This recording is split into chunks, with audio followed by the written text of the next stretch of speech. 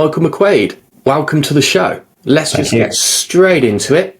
What were you like as a child? That's a good first question. I guess I was probably pretty normal, relatively shy person as a child, and probably lacked a bit of confidence as well in my early years. But equally, I guess looking back too, I was also very interested in what other people were doing and sort of business things. And I always had a bit of I guess an aptitude and an interest in sort of being part of stuff and selling, and I had little businesses and stuff when I was growing up as well as a teenager. Yeah, and what were those businesses? What were they doing? Oh, well, I started the very first thing I did was actually, which is a bit of a funny story, I sold, I used to go to my grandfather's house, who was an agricultural contractor, and this is all in Ireland, so I grew up in Ireland, and basically spent my summers down there when I was kind of between 12 and 15. And one time we used to go to this kind of local machinery market in Martin. He used to buy various things, and one time he ended up with a motorbike helmet. I don't know how, but just as part of some deal he was doing, and he got this kind of motorbike helmet thrown in, and it was sitting in his shed for ages and ages, and it was in the corner, and nobody would use it, as in nobody had motorbikes. There was no use for it. But there was this guy who used to come up and down the road every day on a Honda 50. And I went out in the road one day and waved him down and asked him, was he interested in a new helmet? And basically he said he was. So I ended up selling him the helmet that was sitting in my grandfather's shed. So I guess I was always interested in selling and looking at things and how can you do something with this thing. So I guess that's a very early experience of selling. I guess, well, first of all, knowing that there was something in me that would look at something and go, well, how do we do something with this? Because I just saw it sitting in the corner of the shed doing nothing and thought, okay, it can't be here. My grandfather doesn't want it. He didn't even want it to begin with. What could I do with it? What difference could I make here? So that was that. And then when before I went to university, I had, I guess, like a small carpet cleaning business, valeting business. I used to clean people's windows on their houses, just going around and asking them, did you want it done? And a small car valeting business where I bought a carpet cleaning machine and used to clean people's carpets in their houses as well and clean their cars. And then that kind of went on then to when I was in university. When I started in university, one of the first things that we used to have to do in one of our classes was, because I started in a construction studies course as part of doing a building surveying degree, and the first couple of years were all about construction and how do you build buildings, and part of that was learning how to draw and detail buildings, which we used to have to do by pencil and ink pen on paper and drawing boards. So the school shop used to sell drawing boards. I know, yeah, exactly. We did learn AutoCAD later on, but at the beginning it was all manual. The college shop sold drawing boards, and I think they were £10 each, and I realised that these are just square pieces of chipboard that have been cut out of a big sheet and lipped around the edges to cover over the cut edge. So my best friend at the time, he used to work for his uncle who had a furniture factory where we lived, and I thought, okay, why don't I see how much a big sheet of this costs, and see if there's anything we can do here, anything I can do here basically to kind of create another little business. So long story short, I ended up then basically selling drawing boards in university to first years who were coming in, because you'd have to buy them in first year and then you'd have them for as long as you needed them. So I figured this all out, did up a little kind of rough plan for myself, and basically started selling drawing boards. So I used to go around to the first years on their first week, go into the class when they'd all be kind of assembling before the lecture would have arrived, and just do an announcement and say, look guys, you're all going to need a drawing board, and the college shop's £10, I'm selling them for £5. Sorry, the college shop was £15.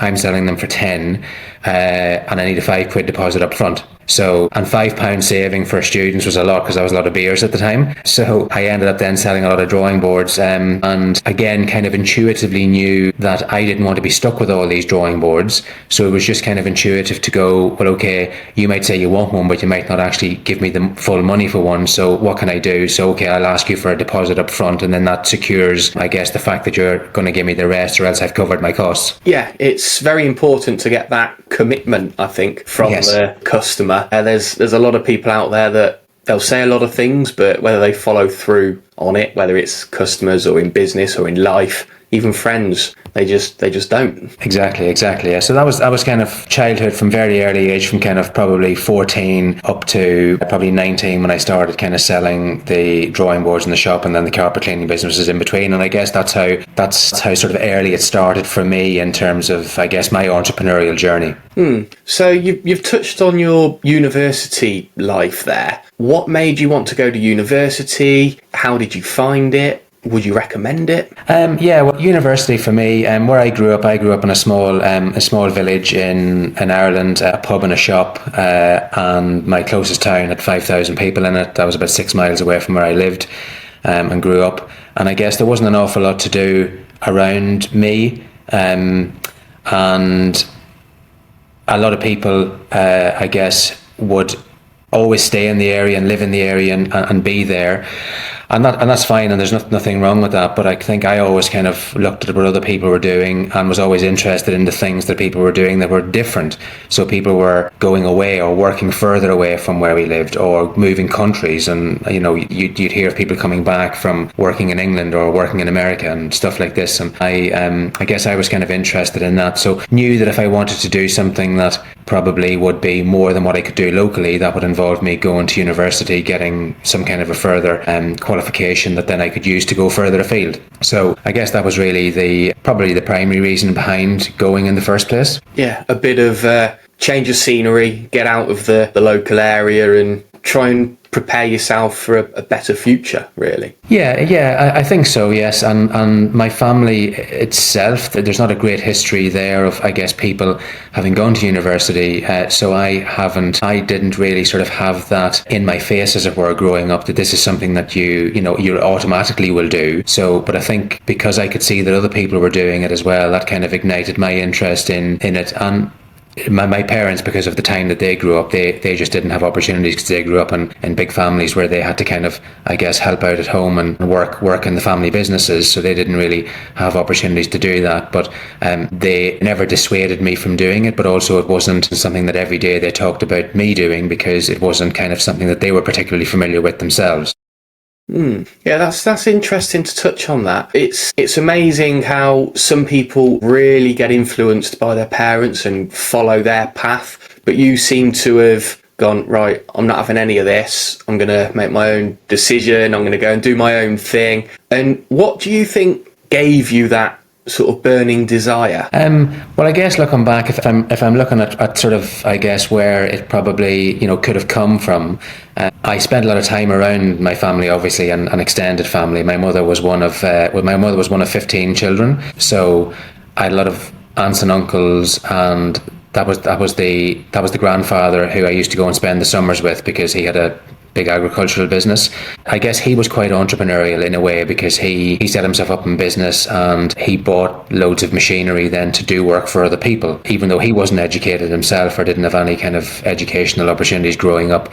But he was entrepreneurial, and he had that kind of flair about him to kind of think about, well, what can I do, and what can I do to improve things for my family or make things better for me with what I know how to do. He was a people person, and he was able to sell, so that's what he kind of did. So looking back, that probably was my influence in kind of thinking about that kind of stuff. And then also I had one uncle, out of most of my aunts and uncles would have ended up working in the family business at the time. I had one uncle who went to America, and I thought, wow, that's quite strange, because everybody else, all your brothers and sisters are doing, I guess, the normal done thing, and you're doing something different. So that also, I guess, immediately showed me in my circle that you can do something else, and I always had, I guess, a desire to kind of follow that way of thinking. So yeah, just those kind of things, I guess, just spurred me on to know that it was possible within my circle, or my family circle, that I could do it, and just wanting to be different and not be tied to just what everybody else had done before me. Yeah, it's a fantastic way of looking at it. And if you went down the more formal route of an education, going to university, and your uncle sort of stayed within the village or the local area, and he was entrepreneurial, what value do you actually put on university, especially nowadays? Because to me, I mean, I didn't go to university. I think the value of a degree, unless it's something really, really worthwhile, has been really devalued. and can almost put you a step behind if you've gone to university, done a bit of a crap course and just enjoyed yourself for 3 years. What's the difference there? Well, yeah, I mean, you're right. It's not a given that that's what you have to do. I think university is only good if you really have an idea about what you want to do, and I guess you've got something you're relatively passionate about in terms of learning more about it. Then to go there, I guess, will give you a lot more technical knowledge, probably in a relatively short period of time. That said, looking back, for me, I believe that I would have been successful had I gone to university or not, because it's not about, university didn't teach me anything about how to be successful or how to be entrepreneurial. It taught me nothing about the things that are my core skills, and didn't develop those really for me at all. But what it did do was it gave me an opportunity to have some structured learning, which then has benefited me a lot over the years then, in terms of being able to understand how to kind of look at things and break things down and build them back up again in a more structured way. That said, you don't need to be able to do that. You can learn that from other people. You can learn that as you go along. Beyond that, yeah, I mean, there's no point going to university to have fun for 3 years and then come out and have nothing from it. And yes, as far as I'm concerned, it's not something you must do. If you've got the right skills, in fact, you could probably even learn more in industry if you knew what you were doing. I think the trouble is that a lot of, I guess, people at that age maybe don't really fully understand what they want to do yet, or fully understand what their skills are, and haven't developed them to know how to use them properly yet. But if you were someone like I was kind of probably aware of that much earlier, so I probably wouldn't have had to have gone to university to be successful. But if you're aware of that, then yes, there's arguably you could learn more being part of industry and picking up the skills and learning on the job, and learning how to do the thing that you're ultimately going to end up doing yourself, and then kind of using that time while you're also earning money to kind of think about how you can put that into action for yourself once you get competent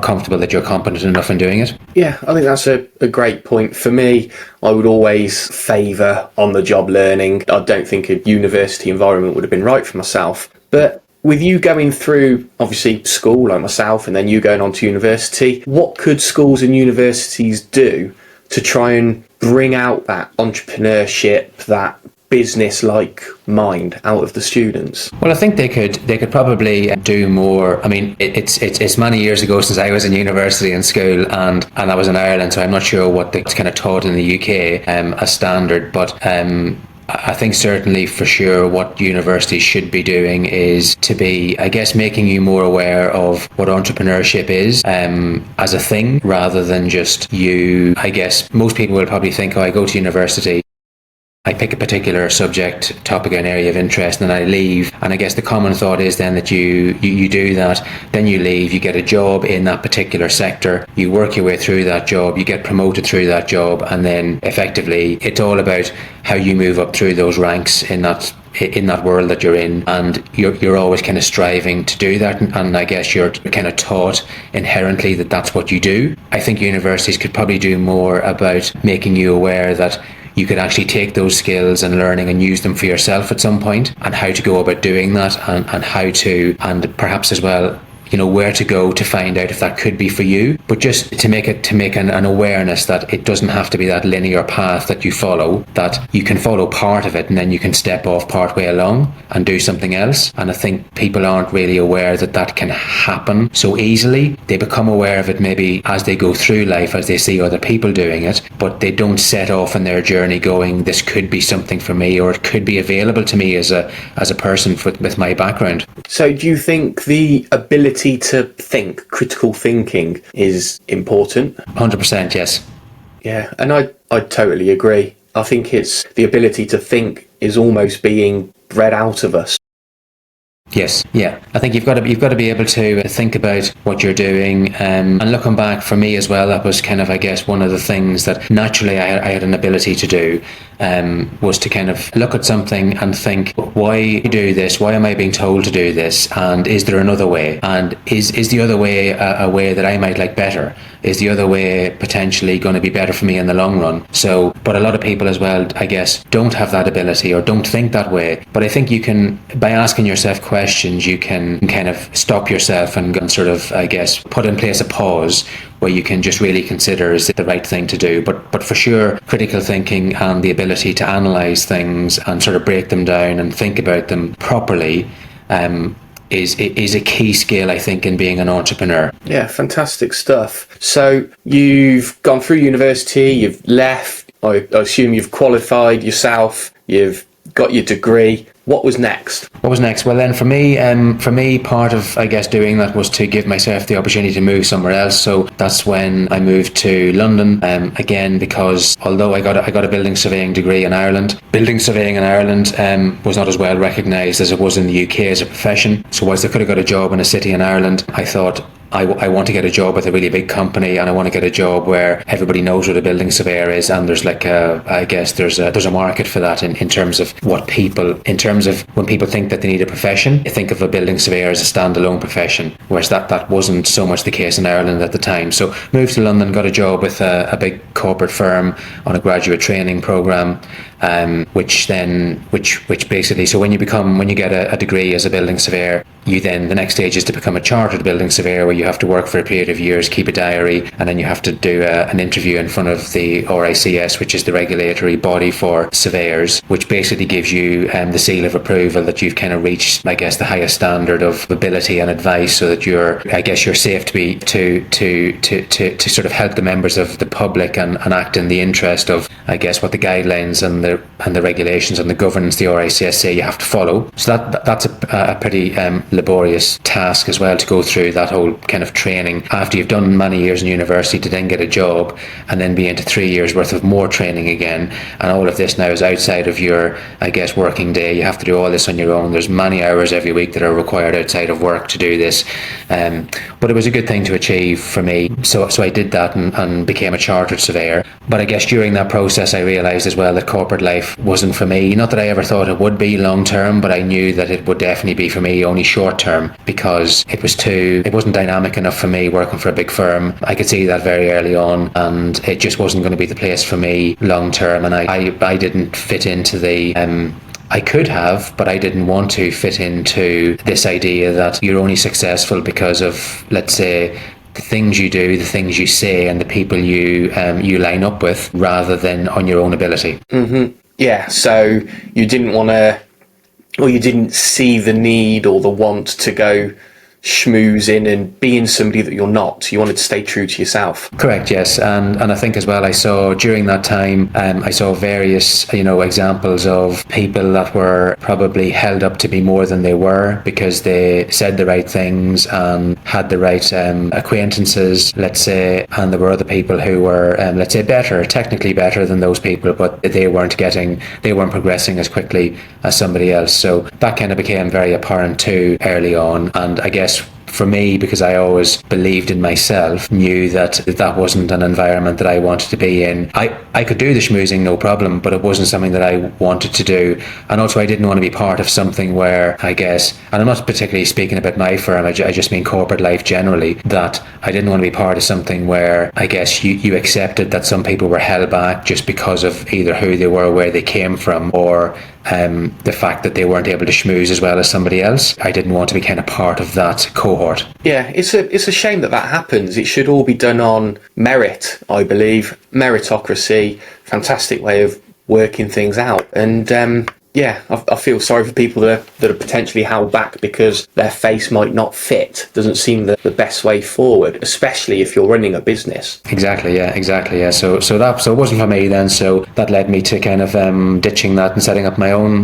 practice. Yeah. So in terms of setting up your own practice, how do you decide if a business opportunity is worth pursuing? What's your thought process? What's your method? Ultimately, how do you decide? Well, for me, I guess it was quite straightforward in leaving the corporate job. I trained, I just done all this work to be a building surveyor. I'd done all these qualifications. I'd spent all this time, I guess, getting to the top of where I could, and in qualification terms and seals of approval. So I thought, well, it makes sense for me to set up my own practice and in building surveying. So that's what I did. And I did that. I set up my own practice, which was quite a in some ways a backward step from where I was in the corporate world, because I used to work on big projects in central London. My office was based just off Marble Arch. We did a lot of work for the Landed Estates, the Crown Estate, those sorts of places. I was always around Mayfair, Green Park, those areas on projects, big projects. So to go from that to setting up my own business, I mean, clients like that aren't giving a small startup any work. So I kind of left with zero work and zero contacts that could give me work. Just started off then doing general building surveying work, which was all things building surveying, because then I could, I guess, promote the widest set of work that I could do for people. But then quickly then, over the first kind of couple of years, then established that some of this work is more profitable than others. So then, long story short, we became, I guess, a specialist practice focusing in party wall issues in central London and neighbourly matters as well, and I think to do with, I guess, disputes, agreements, that kind of thing in construction terms. And that came about from, in terms of your question about how do you analyse, I guess, opportunities, I think it's always reviewing what you're doing. For me anyway, it's always reviewing what you're doing, even though on the face of it, it's not bad, as in it makes money, but actually looking at everything in an isolation first, and then looking at everything in the whole and thinking, well, what parts of this fit better together with others?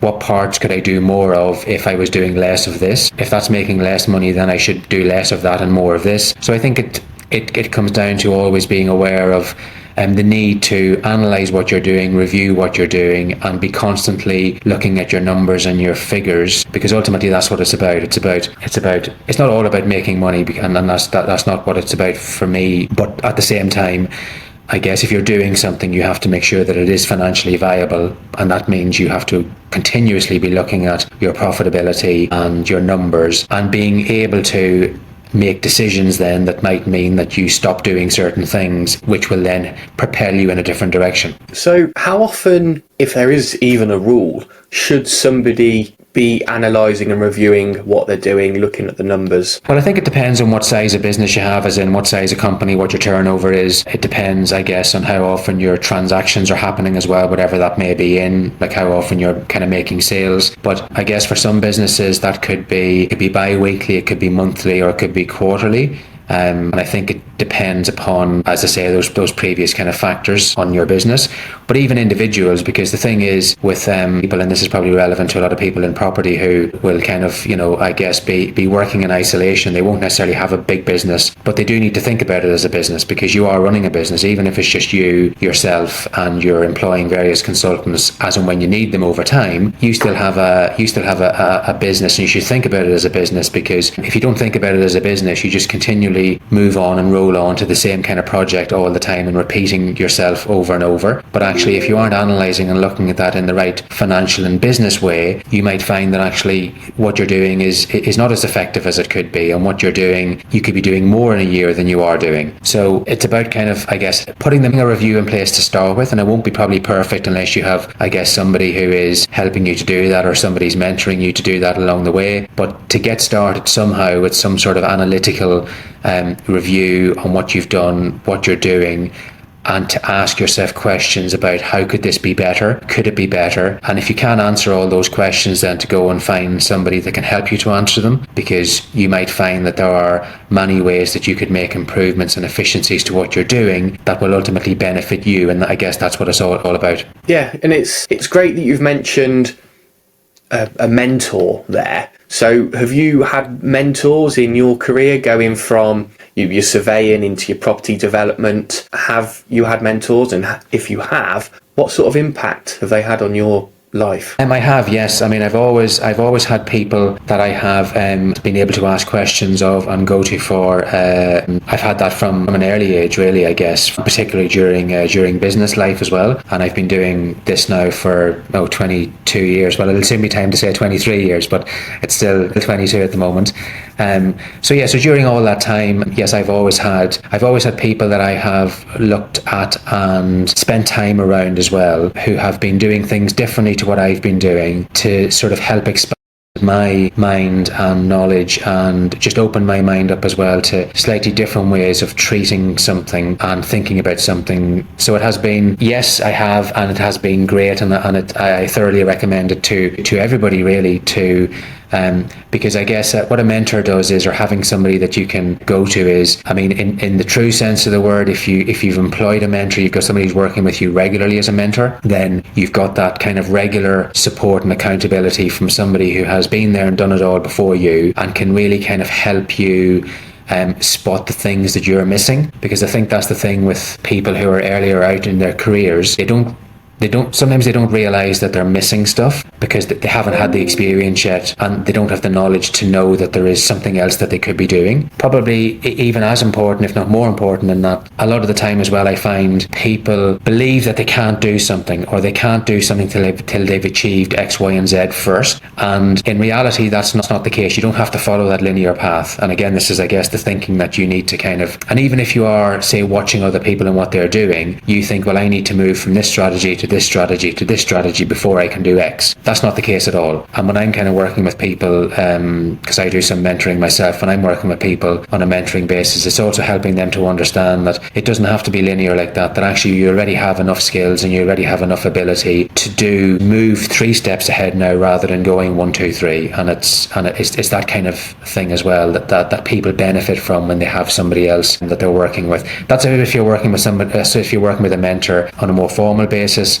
But even if that's not right for you, or it's not the time for you to do that yet, to always be looking at what other people are doing, but treat it with caution when you're looking at what other people are doing and looking at stuff online and everything else, because there's a lot of people talking about various different things that haven't done an awful lot themselves, haven't got an awful lot of experience, have had one piece of success and are now kind of basing that across telling you what you should do. I think a true mentor and somebody that'll give you real value is somebody that has done many different things within the area of which you want to be successful, somebody that has kind of tried out all the things, now does whatever they do themselves, and have the benefit of having had the experience of doing all the things that you could possibly do, and you're just not yet sure of which one will be best for you. Yeah, I think that's a great point that you touch on, that they've got to be credible people. They've got to have done what you want to do. And with social media being like it is, anybody can post anything and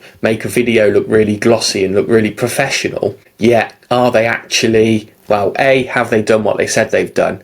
But B, are they the right person for you? Are they going to get the best out of you? Correct. Yes. I mean, yeah. For somebody, the whole idea of mentoring is that I guess the mentee has access to somebody who has been there and done it many times over, and knows what works, and has kind of made all the mistakes in their time that somebody else has yet to make. And the mentor will shield you from that, or get you through them, or get you over them quicker, or get you to bypass them. And I think that's the benefit and reasons why you should really be, anybody who's thinking about it, they should really be doing their due diligence and their background checks on somebody who is, if they're thinking about getting a mentor, just to make sure that they have experience really, and that they can do that, because otherwise you're going to be very limited in the advice that you're going to be getting from somebody, because they'll only be able to advise you in terms of what they have done and what they know works, which is in a lot of cases, as you say, actually quite limited. Yeah, so other than mentors, what are the key factors in your career success? I would say discipline for sure. I mean, being disciplined. I think not jumping around too much and going after the next shiny new thing. Quite often the success comes, and I've seen this through my time from, I guess, building and growing my surveying practice, which I grew that over a 10-year period and managed to build that in a way then that was saleable, and I sold 2016. I've been doing property development in parallel with the surveying practice for the last 22 years, and that still exists today, and that's what I do. And that's kind of, I guess, what I do today, still doing property development. But the things that you need to be able to do are to be disciplined and not be easily distracted, because there's a whole load of distractions, and you can always look at what somebody else is doing and think, oh, well, I could just jump over there and do that and try that. They seem to be making more money, they seem to be having more success, they've got better pictures than me to post online. Well, the reality of it is that what I found is that quite often focusing on the what you could call like the boring stuff, the boring stuff in your business, like analysing your business, looking at what you're doing, looking at your numbers, looking at making small tweaks here and there, because it's much better usually to work with what you've got most times and to improve that rather than because what I see as well, and a lot, because I do a lot of business mentoring with people as well as property mentoring, is that there's this kind of pull to think that things aren't working in your business and that things aren't as good as they could be. So let me go and try something new. I'll introduce a new service line. I'll promote a new service, when they haven't really done the work to actually make sure that the last new service that they introduced, their perception is that it's not working, or it's not giving them enough money, or it's not giving them enough profit. But actually they haven't done the hard work to actually make sure that that new service, that was the last new service, has been given the best opportunity. They haven't analysed it correctly. They haven't put in place the right processes and procedures to deliver the work. They haven't analysed those then, and they haven't iterated upon those and actually improved them, so that now that new service is running like clockwork, and now you can move on to the next one. There's the thing where people are think they get bored with doing the hard work part, and it's not that it's hard work, but it requires a bit of discipline and sort of diligence in focusing on the bits of the business that are less exciting. Yeah, and I'm glad you've mentioned discipline, because it seems to be a recurring theme through these interviews that I have with people. Discipline is probably one of the main factors in success. 100%, yes. I mean, you've got to be able to get up. I mean, as an example, in my surveying practice, when I was growing that, as an example, I was the salesperson, because the other thing I think is that there's nobody better in a business to sell the business, sell the service than you as an owner. You know your business intimately, you know what you do, you know your service, provided that you're that sort of person that can go out and you can negotiate. And there's a whole other, we could talk all day about negotiating as well. That's a whole other skill set. But if you're somebody that is able to do that, and I thankfully was naturally able to do that and do that well, then you're the best person to sell your business. So I've kind of forgot where we were now. What was your question again? I've got off on a second. About being disciplined, at how it's a recurring theme. That's it, yes. I knew I was going somewhere with it. So the discipline then is so when I was building that practice and out selling, quite often you'd be being told, no, I don't want it, not now. So you're always having setbacks. And it's the same in property development. You're always reviewing deals, you're always looking at stuff, and you're always saying, no, this doesn't work.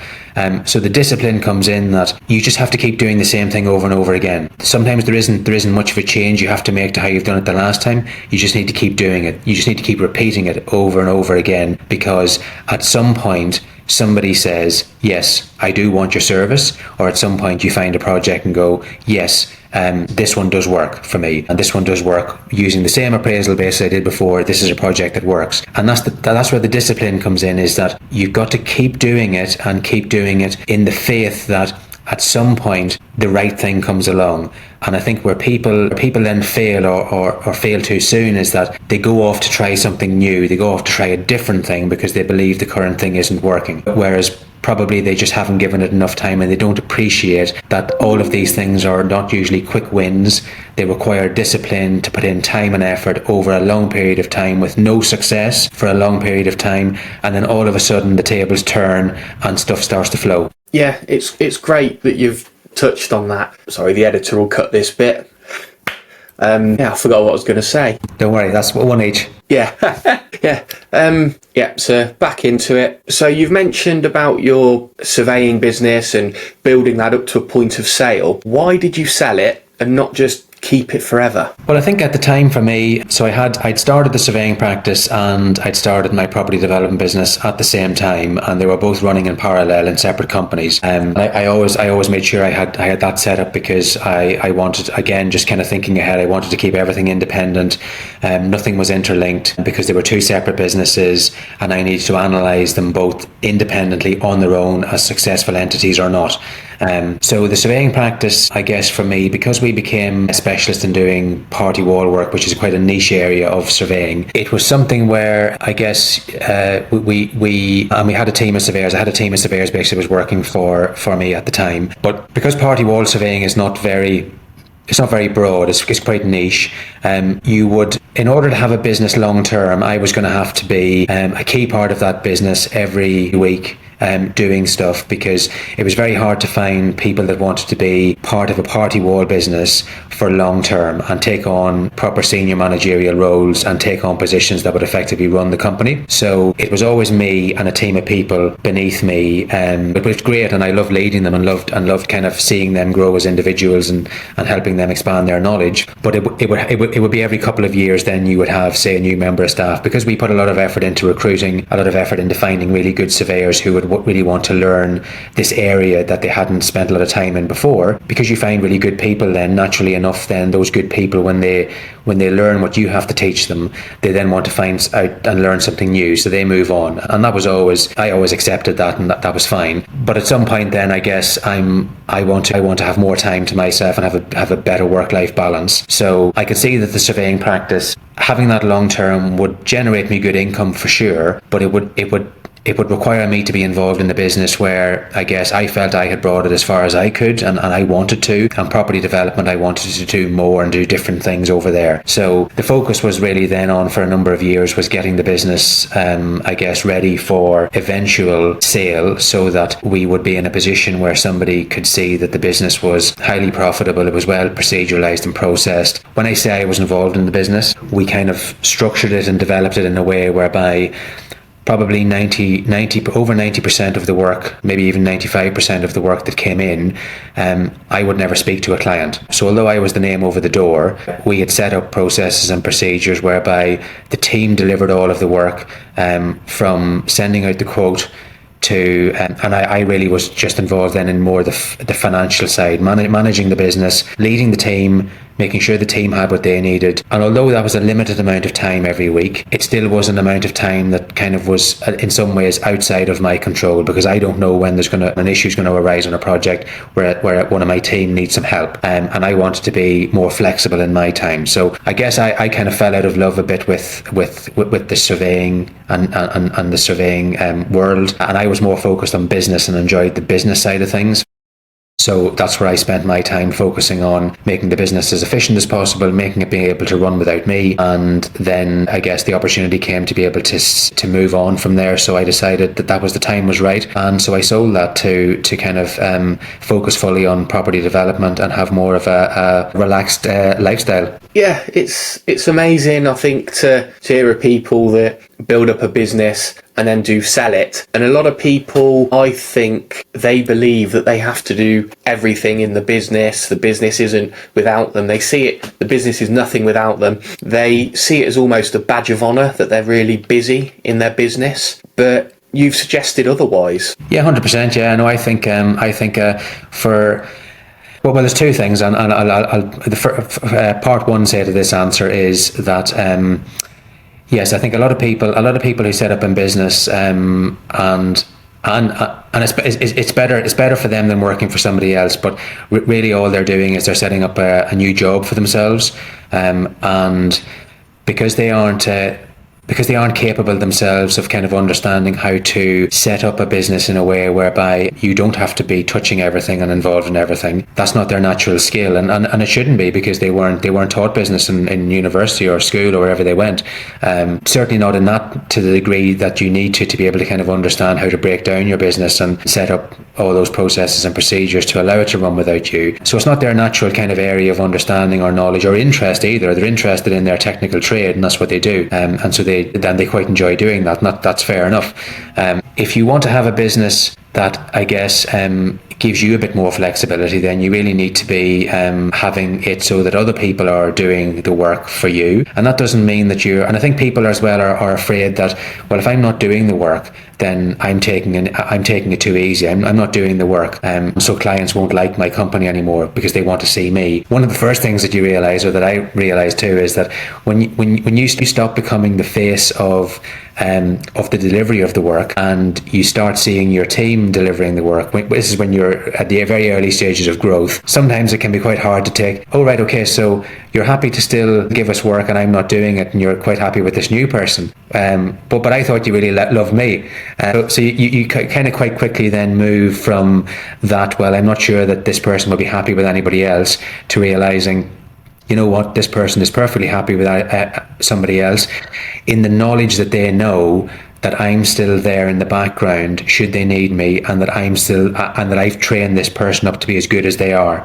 And I think that's the thing, is that it doesn't have to be all about you, and you should make it not all about you, and you should try and do that as early as possible in your business journey. And the second thing is, if you ever come to want to sell your business, for anybody who might be thinking about that, your business will effectively be unsaleable if the business is all about you as the owner. If you as the owner are doing everything, no matter what your turnover is, it doesn't really matter. If your turnover could be £1 million, or it could be 1.5 million or £2 million, it doesn't matter, or even bigger than that, or it could be 200 grand. And I know this because we're in the process of trying to buy some businesses ourselves at the moment, but that's a different topic. Your business won't be saleable no matter what your level of turnover is if you as an owner are an integral part of everything that business does and every client that business has. Because for somebody who's buying your business, effectively then they're buying you.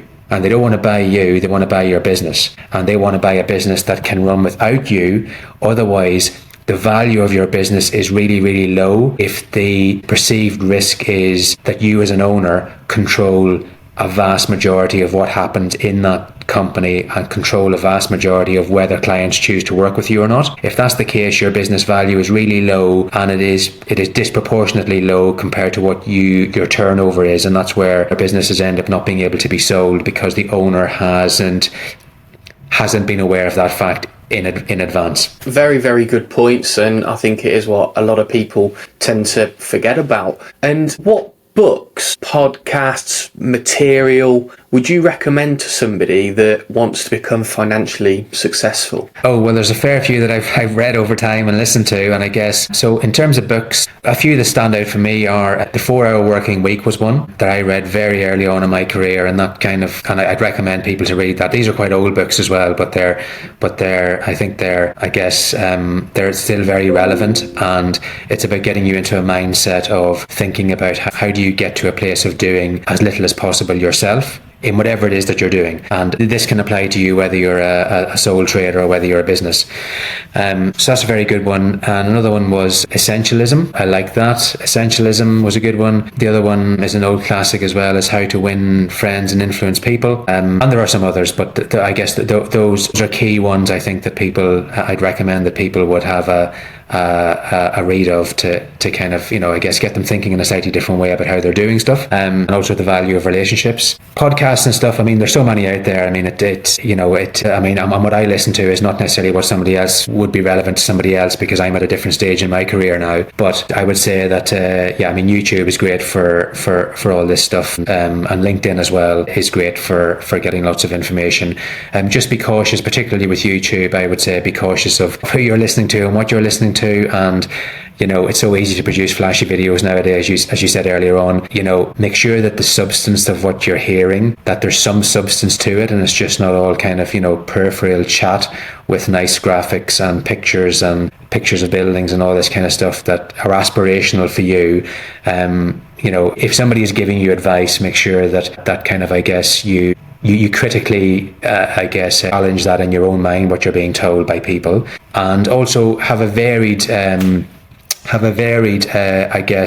pool of stuff that you listen to, because that will tell you then as well, the quality of the advice you're getting from X, Y, or Z. And if you're always on the lookout for new stuff, then you'll tend to come across and progress through people who are, I guess, doing YouTube videos and stuff, who are perhaps very early in their career of sort of development or whatever it is that you're listening to, but you'll kind of come across other people then who are a lot more experienced, who are doing it, and you'll pick up various different things from both types of sort of content. Yeah, and I like what you said about watching the right things. And what I tend to do, if I've got a certain belief or a thought of a way to do something, I try and search out the opposite an alternative to that, to try and just open up my thinking and not be so narrow-minded and sort of focused on one thing. Correct, yeah, and that's certainly a thing to do as well, and it's what I do all the time in terms of what the material that I'm looking at is don't just search for things that validate your opinion. Search for things, and even though it isn't necessarily something that you might consider you would do right now in the very short term, but look at different things that people are doing. Look at different ideas that people have about how to do something. And even though it's not necessarily exactly in the space that you are working in, there's quite often, and over the years, I've picked up many ideas from looking at related topics, but that aren't specifically about the thing that I am doing right now, because there are a whole loads of crossovers with advice between business, property and all that kind of stuff, so that you don't always have to be just looking at sort of, property podcasts or property videos. And I mean, there's even subsets of that. You don't have to, if you're into HMO, you don't have to be looking at HMO videos all the time. You could be looking at commercial to residential conversions, for example, because then that might give you a thought to think about some, another strand to what you could be doing as part of your growth and development. Listening to business podcasts and looking at business videos as well, because then that just gets you thinking more financially as well about your business and how you're looking at your business, because you won't get that from pure property content. So I'd encourage people as well to look at business content, and particularly content around how you grow your business, how you analyze your business, and content as well around finance. How do you educate yourself to become more financially literate in the things that you should be monitoring and checking within your business on a regular basis? And again, this applies to you even if you're just a sole trader at the moment. All of these things apply to you because you want to be building in these good practices for the point in time when you start to scale, or you want to scale. Fantastic stuff. So what are you actually working on at the moment? I'm intrigued because you've done your surveying stuff, you're active in property development. What are you working on at the minute? Well, a couple of things. Well, right now, I guess, I'll talk about development and then mentoring. I'll talk about the development first. So right now in development, so over the first kind of 10 years, half of my developing career, we were doing a lot of residential. So we were building out. I started from a really small level. So I started off with a studio flat. Was my very first project back in 2003, I think it was, converting a studio flat into a 2-bed with a big extension. Moved from there then through doing lots of residential basements, multi-unit schemes. This is in the first kind of 10 years of my developing career, to doing mixed-use schemes, getting planning permission for mixed-use schemes, some retail, some offices, X number of floors of residential on top. And we built all of those out ourselves. And I, because of my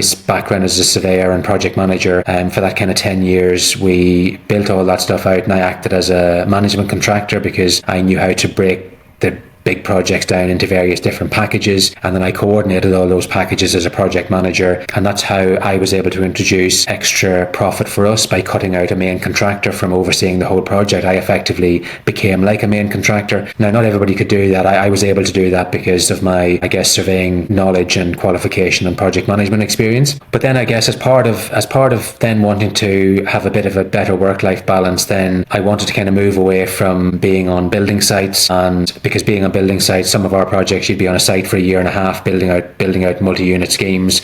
That's time consuming. So then I moved then into kind of using my knowledge to buy buildings and add value through getting planning permission. So for the next 10 years and up until now, we've really just been buying buildings, underutilized buildings, commercial buildings, industrial, that kind of thing, either subdividing them down into more multiple units within that use class of commercial or say retail, or getting change of use on parts of it, say into residential if the local values support that. And then looking to keep the commercial parts, or if we can do that, to keep, if they're tenanted, keep those for ourselves as part of building up a long-term commercial property portfolio. So for me, the future for me for development is kind of buying those kind of commercially led projects, adding value, keeping bits of them as I can as part of a commercial income for me for the long term, because I prefer commercial income now to residential. I did have residential income over the years. I've owned buy-to-lets and all that kind of stuff, but there's too much work and effort involved in that for me now. So commercial for me is a better place to be, and there's better returns. So that's what we're focusing on. And then on the mentoring work, then I do a lot of mentoring work with people now as well, and that's off the back of having sold my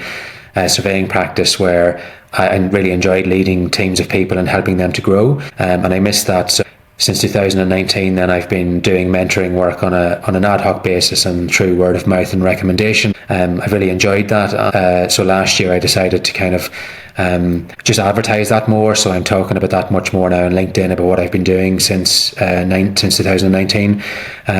Because I've got capacity to do more, and I do more of that. And that's either with individuals who are either trying to get into property or are starting out in very early in their journeys, and they need some help with kind of understanding more of the technical aspects, understanding how to kind of appraise things. Does this building look good? Am I looking at it right? Have I missed something?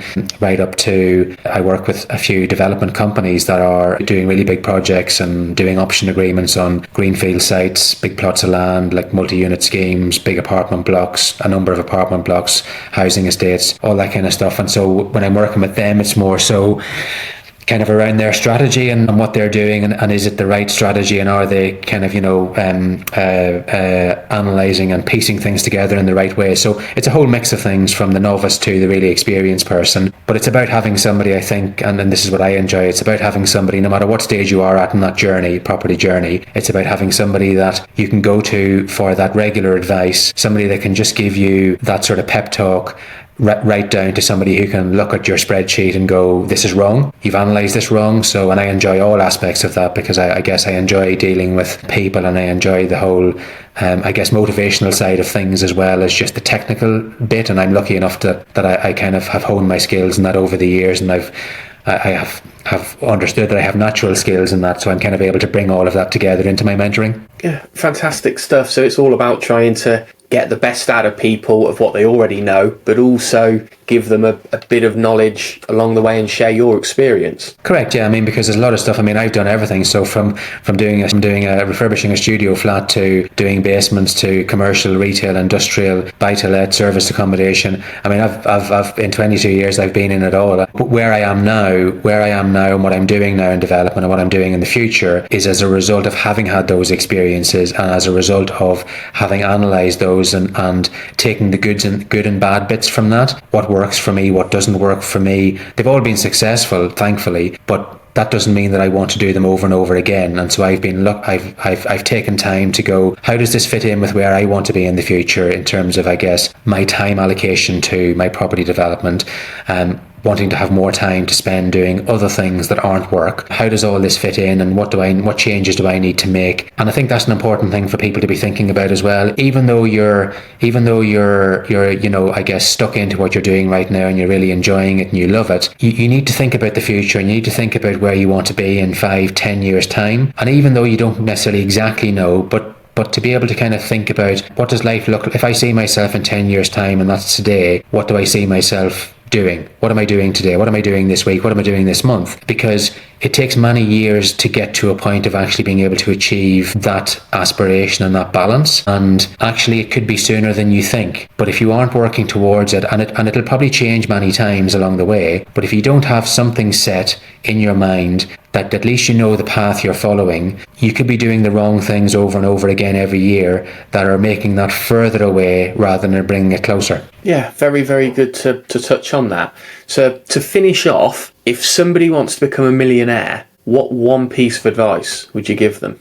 Well, there's probably many, but probably one thing would be, I would say, to have the courage to get started, have the courage to continue, have the courage to do, I guess, to kind of just not go with the crowd, do your own thing, and just keep moving, and keep trying new things as well, and moving forward. So I think that the word courage there is applicable to all of those things, in that you're believing in yourself and not holding yourself back either, and whether that's through learning new things yourself, or getting advice, or getting yourself a mentor, or whatever that might be, but not believing that you can't do something in a different way, and having the courage to kind of step forward and make those changes. Fantastic. I think that's a brilliant point to end on. Thanks a lot for your time, Michael. No problem. Thank you, Sam. It's been a pleasure. Thank you. You too. Thanks for the time.